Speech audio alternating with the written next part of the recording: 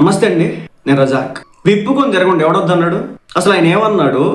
National మీడియాకి ఇచ్చి ఇష్టం వచ్చినట్టుగా మాట్లాడుతున్నారు. శివాజీ గారు ఏమన్నారు నాకు తెలియక అడుగుతాను. అమ్మ పద్ధతిగా బట్టలు వేసుకోండి అమ్మ, ఒంటి మీద వస్త్రధారణ అనేది చాలా ఇంపార్టెంట్ అమ్మ అన్న దానికి పాపానికి ఆయన అపాలజీ కూడా చెప్పినాడు. ఆయన అన్న 2 పదాలకి వదిలిపెట్టకుండా ఒక మనిషి దొరికినాడు కదా, మీడియా చూపించడానికి సిద్ధంగా ఉంది కదా అని చెప్పేసి నేషనల్ మీడియాకి ఎక్కేసి శివాజీ గారు ఇది అనకూడని పదాలు అనేసాడని చెప్పేసి విడిగా సర్క్యులేట్ చేస్తున్నారు. విప్పుకొని తిరగండి ఎవడొద్దన్నాడని సోషల్ మీడియాలో మహిళా మనులు మాట్లాడుతున్నారు. అమ్మ మీ పాదాలకి దండం. నిజం చెప్తున్నాను, కొంతమంది సామాజికవేత్తలు ఉన్నారు, వివిధ యూట్యూబ్ ఛానల్కి ఇచ్చేవాళ్ళు ఇంటర్వ్యూలు ఉన్నారు. ఇప్పుడు మన చౌదరి గారు అని చెప్పేసి దివ్యా చౌదరి గారు ఎవరు, ఇలాంటి వాళ్ళకి మనం పాదాలు నమస్కారం చేయాలి. ఎందుకంటే ఇలాంటి వాళ్ళకి గొంతు చాలా ఇంపార్టెంట్ అనమాట. మన అనేక మంది సామాజికవేత్తలు బయటకు వచ్చినారు, శివాజీ గారికి అండగా నిలబడినారు. ఒక విషయం గుర్తుపెట్టుకోండి, మన ఇంట్లో మన కుటుంబ సభ్యులు కూడా మనకి నచ్చినటువంటి బట్టలు వేసుకుంటే చెప్పే హక్కు లేదంటే దీనికంటే దుర్మార్గం ఇంకోటి లేదు.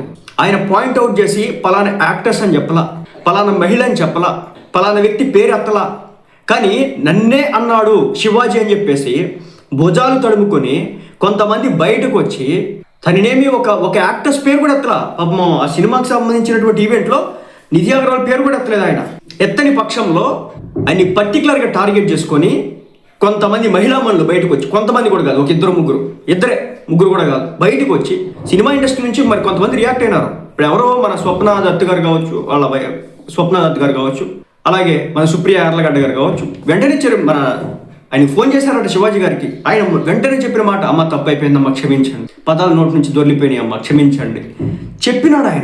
ఆయన వదిలిపెట్టరే అంటే ఆయన ఉన్న చీప్ వర్డ్స్ యూజ్ చేస్తున్నాడా? ఎక్కడైనా ఆడవాళ్ళు ఇలాంటి బట్టలు వేయకూడదని చెప్పడం తప్పు, కానీ ఆయన ఇలాంటి బట్టలు వేసుకోండి అమ్మ మంచిగా ఉంటుందని చెప్పడం కూడా పాపం అయిపోయిందా? ఆయన బిగ్నీ వేసుకొని తిరగమనలేదే, స్కర్ట్ వేసుకొని తిరగమనలేదే, ఫ్రాక్ వేసుకొని తిరగమనలేదే, రోడ్ల మీద మీ అంగాంగ ప్రదర్శన చేయమని చెప్పలేదే. నిండుగా చీరగట్టుకోండి అమ్మా, అందంగా ఉంటారు, గౌరవం పెరుగుతుంది సమాజంలో. మన ధర్మం ప్రకారం మనం ప్రకృతి అంటే ఆడవాళ్ళు, అలాంటి ప్రకృతిని మనం చాలా అందంగా చూసుకోవాలి. ఈరోజున ప్రపంచ దేశాలు భారతదేశాన్ని గౌరవిస్తున్నాయి అంటే, మన ధర్మాన్ని ఈరోజున రెస్పెక్ట్ చేస్తున్నాయి అంటే, మన యొక్క కట్టుబొట్టు మహిళ యొక్క చీర ఎంత గొప్పగా ఉంటుంది. ప్రపంచ దేశంలో ఎక్కడైనా ఉందా? వాళ్ళకి చీర కట్టుకోవడం రాదు, చీర ఎలా ఏర్పాటు చేసుకోవాలో తెలియదు. ఒక 5 మీటర్ల చీరని ఆ విధంగా టర్న్ చేసి కట్టుకునేటువంటి శక్తి సామర్థ్యాలు ప్రపంచంలో ఉన్నటువంటి ఏ దేశం దగ్గర లేదు, కేవలం ఇండియా దగ్గర మాత్రమే ఉంది. అంతే అద్భుతమైనటువంటి వస్త్రధారణ ఈ రోజున భారతదేశ ధర్మం మనకి ఇచ్చింది. ఎక్కడ ప్యాంట్లు కనుగొన్నారు, ఎక్కడ టీషర్ట్లు కనుగొన్నారు? ఈ రోజు మనం వేసుకుంటున్నటువంటి అండర్వేర్ కావచ్చు, ప్యాంట్ కావచ్చు, టీషర్ట్లు కావచ్చు, వీటి వల్ల అనారోగ్య సమస్య తప్ప, కానీ మోడర్న్ యుగంలో బతుకుతున్నాం కాబట్టి, ఆ విధంగా పంచెలు కట్టుకుని వెళ్ళలేం కాబట్టి ఈ రోజుకి కూడా పెద్దలు చెప్తాడు, డాక్టర్ దగ్గరికి వెళ్ళండి, అండర్వేర్ రోజుకి ఎన్ని గంటలు వేసుకోవాలి చెప్తాడు. కానీ మన ఆ రోజుల్లో గోచిగుడ్డ పెట్టుకునేవాళ్ళు, ఈరోజు పెట్టుకోవచ్చు అంటే పెట్టుకోకూడదు. ఎందుకంటే ఇప్పుడు సమాజం కొంతమేర మారింది కాబట్టి పంచె కట్టుకునేటోళ్ళు, లుంగీలు కట్టుకునేటోళ్ళు, అది భారతదేశానికి సంబంధించి చీర కట్టుకునేటోళ్ళు. మీరు చూడండి, విచ్చలవిడిగా విప్పుకొని చూపించే దేశాల పరిస్థితి ఎలా ఉంది, మన దేశం పరిస్థితి ఎలా ఉంది. కొంతమంది మాట్లాడుతూ ఉన్నారు, అందరూ రేపిస్టులే ఎవరమ్మ, సైకోగాళ్ళు ఉంటారు, ప్రతి దేశంలోనూ ఉంటారు, ప్రతి ఒక్కళ్ళు కూడా వీలైనంత వరకు కంట్రోల్లో ఉంటారు. 100లో ఒక్కడో ఎద ఉండొచ్చు, కానీ మనిషి దృక్కోణం బట్టి మారుతూ ఉంటుంది ప్రతి ఒక్క ఇష్యూ అనేది. ఒక మనిషి మంచి మాట చెప్తే, ఒక మనిషి ఒక విధానం ప్రకారం చెప్తే, ఆ వ్యక్తిని అంత రాచి రంపాన్ని పెట్టడమే కాకుండా నేషనల్ మీడియాకి ఎక్కి తనని దిగజార్చే ప్రయత్నం అయితే కొంతమంది పని కట్టుకొని చేస్తూ ఉన్నటువంటి పరిస్థితి. శివాజీ గారు ఏం తప్పు మాట్లాడి చెప్పండి? ఈ రోజున పోల్స్ పెడితే, లేదంటే కనుక కొంతమంది మహిళా మనులు బయటకు వచ్చి, సామాన్య మహిళా మనులు బయటకు వచ్చి, ఒక ఇంట్లో పెద్ద మనిషి, ఒక తండ్రి ఎలాంటి మాట చెప్పాలో అలాంటి మాట చెప్పాడు శివాజీ. ఒక బాబాయ్ ఎలాంటి మాట చెప్పాలో అలాంటి మాట చెప్పాడు శివాజీ. ఒక అన్నయ్య ఎలాంటి మాట చెప్పాలో అలాంటి మాట చెప్పాడు శివాజీ. దీంట్లో కూడా తప్పులు ఎదుగుతున్నారంటే మిమ్మల్ని ఏమనాలో మాకే సిగ్గేస్తుందని చెప్పేసి కొంతమంది మహిళా మనులు మాట్లాడుతూ ఉన్నారు. ఆయన ఏమి ఇప్పుకొని తిరగమనలేదు కదా, అంగాంగ ప్రదర్శన చేయమనలేదు కదా, పద్ధతిగా ఉండండి అమ్మ గౌరవం పెరుగుతుంది అన్నాడు.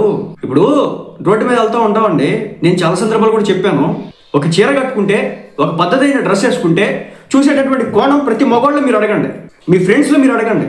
కొంతమంది ఎవరైతే ఈ రోజుల్లో సాఫ్ట్వేర్ జాబ్స్ చేస్తూ ఉన్నారో, సాఫ్ట్వేర్ ఫీల్డ్లో ఉన్నారో, సో ఇప్పుడున్నటువంటి రీత్యా మీరు వేసుకుంటున్నారు కదా బట్టలు, ఒకసారి మీ ఫ్రెండ్స్ని అడగండి, క్లోజ్ ఫ్రెండ్స్ ఎవరైనా ఉంటే, ఇలాంటి బట్టలు బాగుంటాయా, లేదంటే కనుక ఒక మంచి చుడిదారు, ఒక మంచి లంగా ఓని, ఒక మంచి శారీ బాగుంటాయా? మరి పండుగ వచ్చినప్పుడు మనం వెస్ట్రన్ వేర్ ఎందుకు వేయట్లేదు? టెంపుల్కి వెళ్తుంటే మనం వెస్ట్రన్ వేర్ ఎందుకు వేయట్లేదు? ఎందుకు వెయ్యం మనం? అక్కడ ఉన్నటువంటి దైవ రూపాలు కూడా అత్యద్భుతమైన శారీ ద్వారా మనకు ఒక సంకేతాన్ని పంపిస్తూ ఉంటాయి.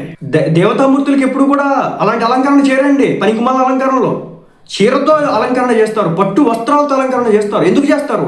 ఆది పరాశక్తి అంటారు కాబట్టి, దేవత కాబట్టి అనకూడదు. కానీ ఇలాంటి వ్యక్తులు ఆ దేవతామూర్తుల విగ్రహాలకు కూడా ఇప్పుడు మోడర్న్ దుస్తులు వేయమంటారు. నేను పేర్లు చెప్పడం కరెక్ట్ కాదు కాబట్టి ఆ పేర్లు ఎత్తట్లేదు. ఆ మోడర్న్ దుస్తులకు సంబంధించి మోడర్న్ దుస్తులు వేయండి అంటారు. అదేమంటే మేము వేసుకోగలేని దేవతామూర్తులకి వేస్తే తప్ప మేము చీర కట్టుకో అని అంటారు. అలా తగలబడింది సమాజం. మా ఇష్టం వచ్చిన బట్టలు వేసుకుంటూ వేసుకోండి, ఎవరు తిరగొద్దు అన్నాడు?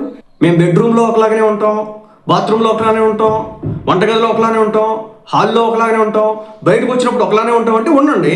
బాత్రూంలో అన్ని ఇప్పుకొని కూర్చుంటాం, ఇప్పుకొని స్నానం చేస్తాం. బెడ్రూమ్లో అన్ని ఇప్పుకొని కూర్చోలేం కదా, అన్నీ ఇప్పుకొని పగలంతా ఇప్పుకొని కూర్చోలేం కదా బాత్రూంలో కూర్చున్నట్టు.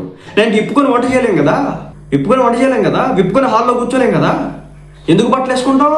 మానవ అనేది ఒక ఏడ్చి వచ్చింది కాబట్టి, చెయ్యి కనిపెడితే ఎవరికి ఇబ్బంది అనిపించదు, కాలు కనిపించిన ఇబ్బంది అనిపించదు, మొహం కనిపించిన ఇబ్బంది అనిపించదు. కానీ కొన్ని అవయవభావాల దగ్గరికి వెళ్ళేపాటికి ఆటోమేటిక్గా ఎందుకు హార్మోనల్ చేంజెస్ వస్తాయి. మన ఫిజిక్స్ చదువుకోవాలా, భౌతిక శాస్త్రం చదువుకోవాలా, 10th క్లాస్లో రీప్రొడక్షన్ సిస్టాల గురించి మనం చదువుకోవాలా, మనకు తెలియదు. అసలు ఒక కోరిక ఎలా పుట్టిద్ది అనేది తెలియదు. ఇప్పుడు మనం చేతులు చూస్తే కోరిక ఎందుకు పుట్టట్లేదు? వేలు చూస్తే ఎందుకు కోరిక పుట్టదు? కన్ను చూస్తే కోరిక ఎందుకు పుట్టదు? కొన్ని అవయవ భావాలు చూడగానే కోరికలు ఎందుకు పుడతాయి? ఎందుకు పుడతాయి? ఇలా మాట్లాడకూడదు. ఇలా మాట్లాడితే కనుక అమ్మో వీళ్ళు ఆడవాళ్ళ యొక్క బట్టల్ని డిసైడ్ చేసేటటువంటి విషయంలోకి వచ్చేసినారు ఈ మగవాళ్ళంతా కూడా అని చెప్పి మాట్లాడుతున్న పరిస్థితి. ఆమె ఎవరో రామాయణ విషవృక్షం అనే ఒక పుస్తకాన్ని రాశారంట, రంగనాయకం అంట.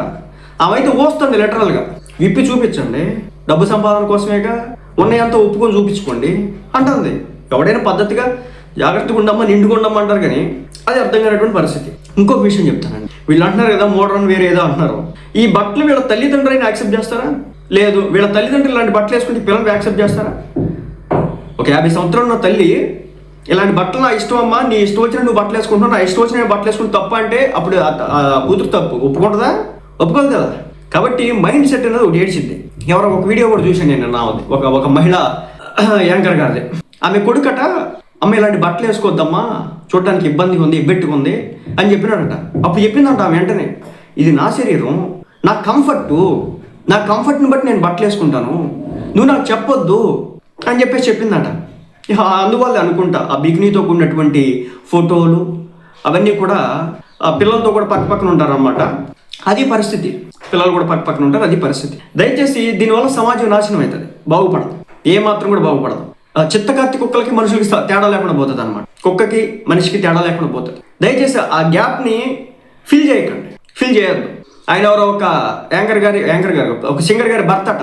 ఆమె గారు ఇన్ని మాటలు చెప్తుంది కదా, ఆయన గారు వచ్చేసి చిన్ని తీసుకుని హగ్ చేసుకుంటున్నాడు. అంటే నీతులు మాత్రం చెప్తారు వీళ్ళు, కోతలు మాత్రం కోస్తారు, రియాలిటీ పాటించు. పక్కనోడు కూతురున్నా పక్కనోడు వాళ్ళ ఇష్టంతో వచ్చేస్తే హగ్ చేసుకుంటావా? అదెంతవరకు సమంజసం? ఏంటి రోత? పైగా చిన్ని తీసేసి ఎలా ఉందన్నమాట వీళ్ళ తంతు. ముందు ఏంటంటే వీళ్ళు నేషనల్ మీడియాకి ఎక్కినారు. ఆ తర్వాత శివాజీ గారి దగ్గరికి వచ్చి మీ యొక్క ఒపీనియన్ చెప్పమంటే ఆయన చెప్పినాడు. అక్కడ కాంటెక్స్ట్ అర్థమైతే ఆయన అన్న 2 పదాల గురించి పక్కన పెట్టండి సార్, 2 పదాలు పక్కన పెట్టండి. ఆయన అన్న 2 పదాలకు క్షమాపణ చెప్పినాడు.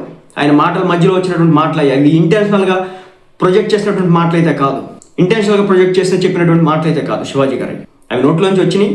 ఆ పదాలకి అసలు అర్థాలే కాదు. అది ఒక సామాన్య పదానికి వీళ్ళు ఏదైతే ఈక్వల్ చేసుకుంటారో అసలు ఆ సంబంధం లేదనమాట. దానికి వీళ్ళు కావాలని చెప్పేసి ఈక్వల్ చేసుకుంటారు. కాబట్టి మరి వీళ్ళు మాటలకు సంబంధించి వీళ్ళు పెట్టినటువంటి డైలాగులకు సంబంధించి అదే కిల్లి మంజారు అనే ఒక పాట ఉందంట. ఆ పాటలో హొయ్యలు అటు ఇటు వాటిని కూడా తీయడం అయితే జరుగుతుందన్నమాట. అది మన దాకా వస్తే కానీ తెలిసింది. సాటి స్త్రీ, సాటి మహిళ, వీళ్ళు మాట్లాడుతున్నటువంటి ప్రతి భాషకి కూడా వాళ్ళే కౌంటర్ ఇవ్వడం అయితే జరుగుతుంది. శివాజీ గారు ఇవ్వాల్సిన పని అయితే లేదు, రేపొద్దున గరికపాటి గారు కూడా అంటారే వీళ్ళు.